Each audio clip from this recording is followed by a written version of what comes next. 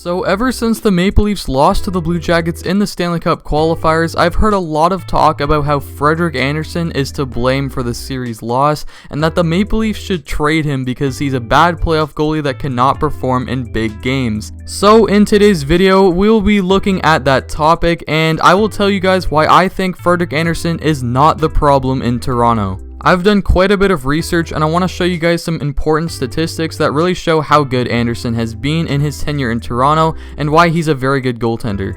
First off, before we begin, if you're brand new to the channel and love goaltending and just hockey in general, then please subscribe to the channel and turn on post notifications to get notified whenever I upload a brand new video. As of right now, I upload videos every Wednesday and every Sunday, so definitely have your notifications on for that. But anyways, let's start off by looking at Andersen's regular season statistics from 2016 to present day.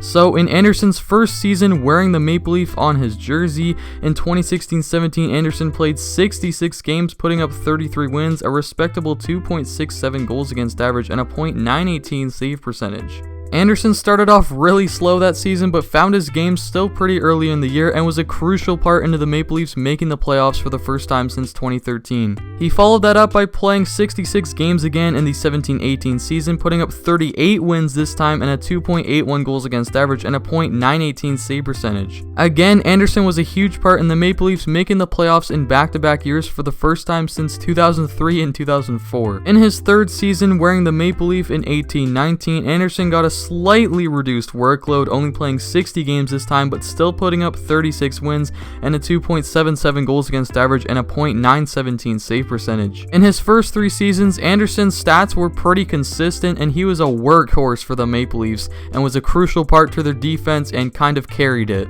Then this past season in 2019-20, Andersen played 52 games, putting up 29 wins, a 2.85 goals against average, and a .909 save percentage. In the first half of the season, Andersen was very good and stole quite a few games for the Leafs, but he definitely regressed in the second half of the year after the All-Star break.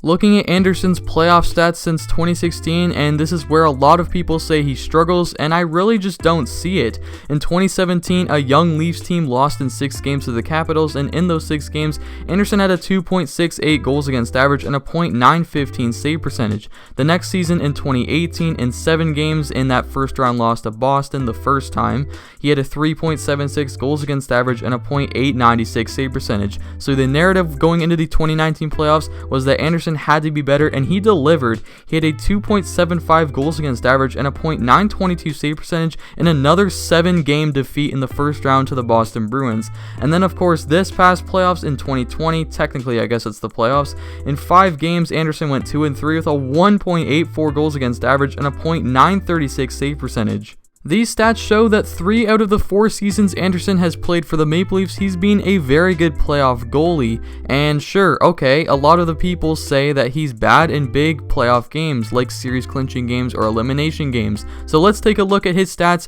only in those games.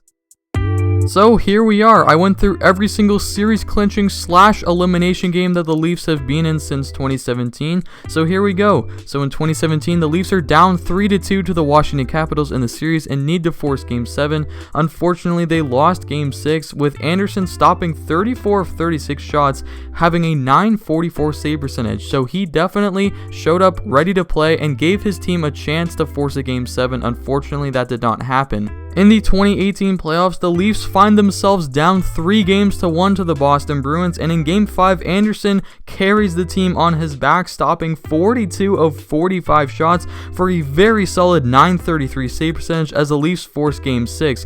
And in Game 6, Andersen was solid once again, having a .970 save percentage, stopping 32 of 33 shots against to force a Game 7. Of course, in that Game 7, Andersen really did struggle, only having an .829 save percentage, stopping 29 of 35 shots against, as the Leafs would lose the game 7-4. Being 100% fair, I would say that Andersen was partially to blame for that Game 7 loss in 2018, as the Leafs were able to score 4 goals on Tuukka Rask, and Andersen let in 6 goals on 35 shots, which really isn't that great. But you do have to give Andersen some credit here, as he was a huge reason as to why the Leafs even made it to Game 7 there in the first place. The next year, in 2019, the Leafs were looking to close out the Boston Bruins in Game 6, holding a 3-2 series lead, but unfortunately they lost, and Andersen was not the reason why, as he stopped 37 of 40 shots against for a very good .925 save percentage. Of course, in Game 7, the Leafs lost yet again to the Boston Bruins. This time though, Anderson was not as bad as he was the season before, stopping 27 of 30 shots against for a .900 save percentage,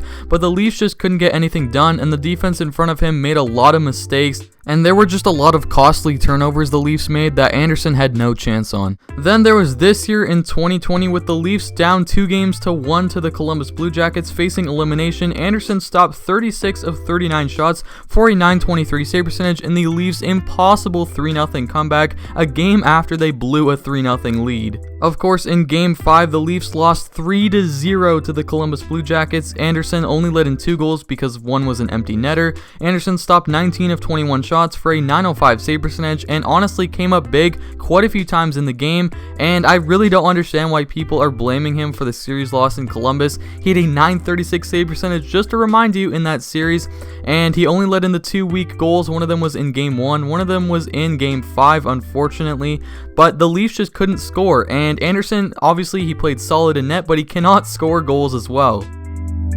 So in addition to what I've already included in this video, I wanted to take a look at some additional stats in the timeline from 2016 to 2020. So in the past 4 seasons, Frederik Andersen is tied for first out of all of the goaltenders in games played with 244, which just shows you how many games this guy has played for the Leafs and how important he has been to the team. Over this time span, Andersen has picked up 136 wins, which is 3rd in the league, and in shots against, he's faced 7,798, which is 1st in the league by a mile, as 2nd place was, I believe, Connor Hellebuyck, as he faced around 1,000 less shots than Andersen. His save percentage for his time in Toronto is .916, which is a pretty solid number, and it's good for 10th in the entire NHL out of goaltenders who have played at least 150 games. And of course, Andersen did make the NHL All-Star game this past season in 2020. One more thing to note too is that out of Andersen's total time in Toronto, he's faced almost 32 shots per game on average, which is quite a lot for a goaltender.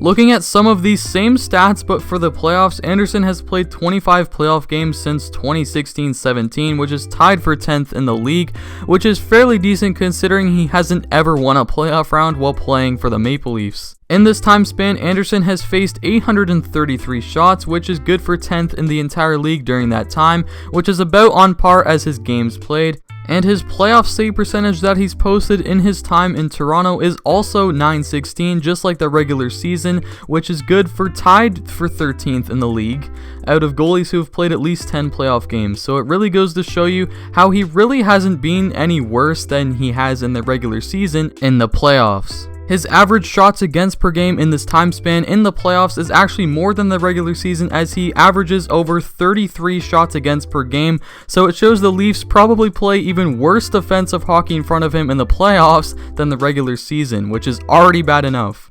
All of these stats show that Frederik Andersen is a very important piece to the Toronto Maple Leafs, and he's been a workhorse for them for the past 4 years, and he really hasn't been as bad as people think he's been. And yes, I know he has been inconsistent at times, but he also steals the Leafs a lot of games, and he really does not deserve all of the criticism that people give him, and I really don't know why people give him a lot of the criticism, as I think he's very valuable to the team and doesn't get enough credit for it. And I think a lot of the extra criticism is because of the Toronto media. So basically, to sum everything up, no, Frederik Andersen is not the problem with the Toronto Maple Leafs. So I hope you guys enjoyed the video. If you did, then be sure to leave a like and comment down below your thoughts on the whole Frederik Andersen situation. And also, if you're new to the channel and love goaltending and just hockey in general, then please subscribe to the channel and turn on post notifications to get notified whenever I upload a brand new video. Of course, like I said at the beginning of the video, I upload every Wednesday and every Sunday, so look out for videos on those days. Also, go follow me on Instagram at goalie_hub. There will be a link down in the description below. I post some extra goalie content as well as some channel updates and things like that on there. But anyways, I hope all of you enjoyed, and I hope all of you are doing well in these COVID times, and I will see you guys in the next video.